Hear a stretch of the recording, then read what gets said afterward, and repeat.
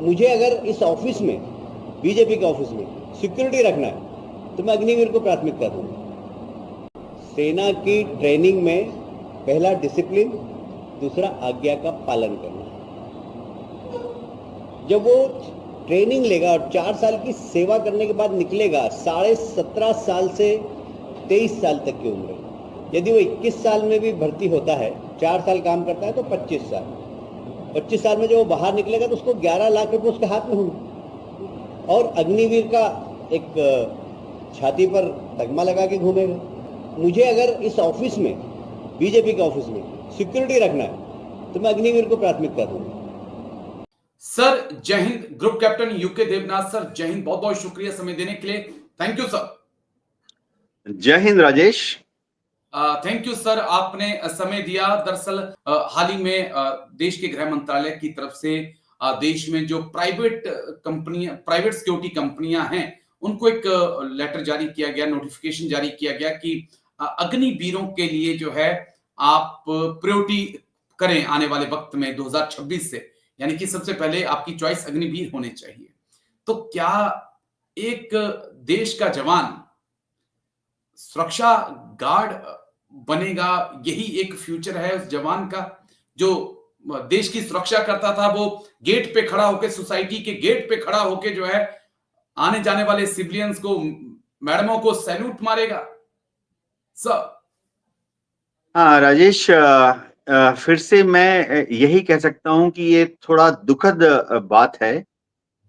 एक अग्निवीर जब तक वो 4 साल की सर्विस के बाद अगर वो रिलीज हो जाता है, 75% को छोड़ दिया जाएगा, तो जाहिर बात है कि चौथे साल तक उसकी टोटल 40,000 के आसपास तनख्वाह है।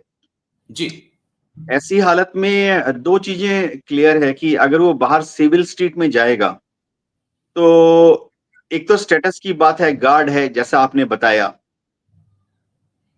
दूसरी बात है कि बाहर सिविल में 40,000 रुपए किसी भी गार्ड को मिलते नहीं है।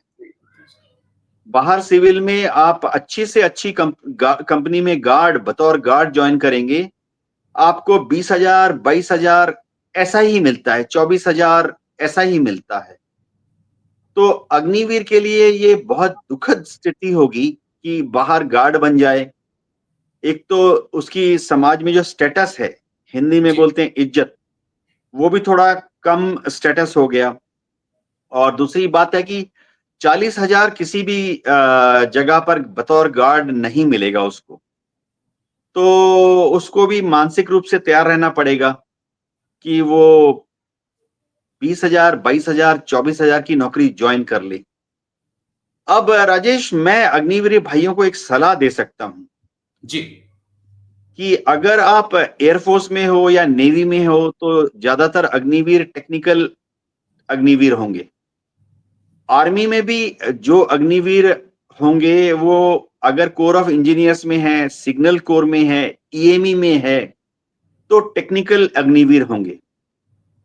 मैं इन सबको सलाह ही दे सकता हूं कि आप जल्दी से जल्दी कोई कॉरेस्पॉन्डेंस कोर्स करके या परमानेंट होकर आप एएमई होता है, ओके, उसके लिए अप्लाई करें।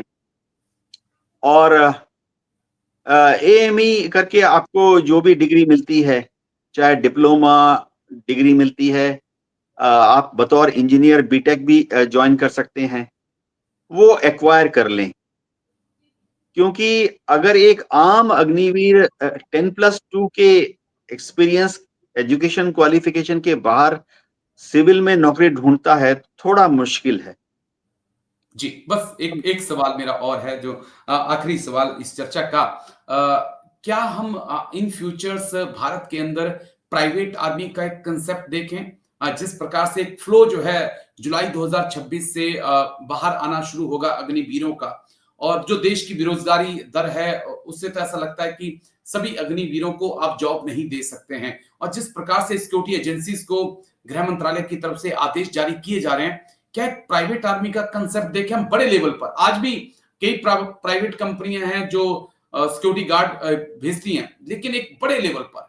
सर राजेश, भारत में प्राइवेट आर्मी, यानी आर्मी का मतलब है कि ऐसी प्राइवेट कंपनी जो कि हथियारबंद आर्मी रखे, लीगली अलाउड नहीं है। भारत में जितनी प्राइवेट कंपनीज हैं जो सिक्योरिटी देती हैं, उनको जो नॉर्मल गार्ड हैं हथियार देना अलाउ नहीं है। हाँ, वो गनर्स रख लेती हैं कभी कभी, लेकिन गनर्स के लिए भी बहुत ही स्ट्रिक्ट कंडीशन है। सब गार्ड को गन रखने की इजाजत नहीं होती है। तो भारत जैसे कुछ पश्चिमी देश हैं, वहां पर या तो लीगली या इलीगल तरीके से उन्होंने प्राइवेट आर्मीज खड़ी कर दी हैं, जो कि कहीं दूसरे देश में जाके युद्ध करती हैं। रूस में वैगनर आर्मी है, जी यूक्रेन में भी है। जब तक सीरिया था तब तक वहां पर भी प्राइवेट आर्मीज थी। अफ्रीका के कुछ देशों में भी प्राइवेट आर्मीज लड़ रही हैं। कई देशों की प्राइवेट आर्मीज में भारत से गए हुए लोग भी ज्वाइन कर चुके हैं। बिल्कुल सर। लेकिन भारत में अभी तक सरकारी तौर पर, कानूनी तौर पर प्राइवेट आर्मी, यानी हर अग्निवीर का जो कि वहां ज्वाइन करेगा प्राइवेट आर्मी में हथियार रखना, ऐसी किसी कंपनी को भारत सरकार मान्यता नहीं देती है, लाइसेंस नहीं देती है, क्योंकि उसका प्रावधान ही नहीं है। जी एग्री, लेकिन अभी तक था कि ऑर्डिनेंस फैक्ट्री ही हथियार वेपन्स बनाया करती थी, अम्यूनिशन बनाया करती थी, लेकिन आज प्राइवेट जो फैक्ट्रियां हैं, प्राइवेट उद्योगपतियों की जो फैक्ट्रियां हैं, वो ज्यादा हथियार और अम्यूनिशन बना रही है। तो मुझे लगता है कि वो वक्त दूर नहीं है जब शायद इस कंसेप्ट पर भी काम किया जा सकता है। लेकिन शुक्रिया, बहुत बहुत शुक्रिया group captain U K Devnath sir, आप आए और इस मुद्दे पर बात रखी। थैंक यू सर, जय हिंद, take care sir. Thank you. जय Hind Rajesh. Thank you sir.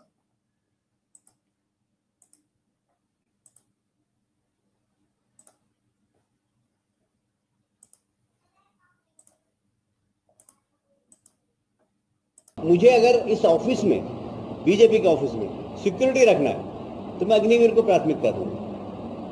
सेना की ट्रेनिंग में पहला डिसिप्लिन, दूसरा आज्ञा का पालन करना। जब वो ट्रेनिंग लेगा और 4 साल की सेवा करने के बाद निकलेगा, 17.5 साल से 23 साल तक की उम्र, यदि वो 21 साल में भी भर्ती होता है, 4 साल काम करता है तो 25 साल, 25 साल में जब वो बाहर निकलेगा तो उसको 11 लाख रुपए उसके हाथ में होंगे और अग्निवीर का एक छाती पर तगमा लगा के घूमेगा। मुझे अगर इस ऑफिस में, बीजेपी के ऑफिस में सिक्योरिटी रखना है तो मैं अग्निवीर को प्राथमिकता दूंगा।